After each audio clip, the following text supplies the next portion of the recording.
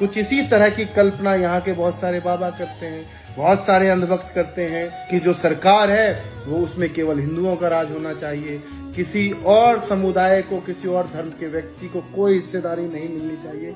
बिल्कुल ऐसा ही हिंदू राष्ट्र नेपाल हुआ करता था, लेकिन नेपाल की जनता को 237 साल लग गई ये समझने में कि केवल हिंदू राष्ट्र का ठप्पा ले लेने से कोई भी देश संपन्न नहीं होता, उनकी आवश्यकताएं पूरी नहीं होती। इसीलिए 2006 में नेपाल की जनता एक बार फिर सड़कों पर उतरी थी, खून बहा था, आंदोलन हुए थे, लोगों ने जान दी थी राजतंत्र को खत्म करने के लिए।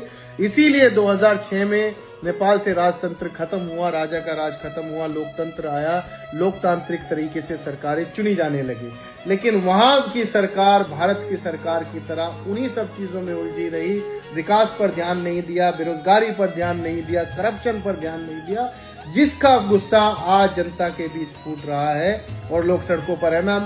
अब मैं आपको भारत से जुड़ी एक बात और बताता हूं कि नेपाल की एक पार्टी है आरपीपी, यानी राष्ट्रीय प्रजातंत्र पार्टी।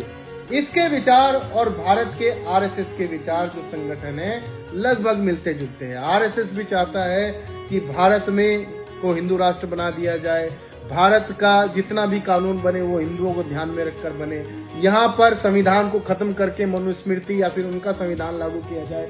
ऐसे ही आरपीपी भी चाहती है कि नेपाल में जो संविधान है उसको खत्म कर दिया जाए, वापस से राजतंत्र लाया जाए, वापस से जो हिंदू हैं वही सरकार का हिस्सा बने, वही सिंहासन पर बैठे और देश धर्मनिरपेक्ष ना बचे।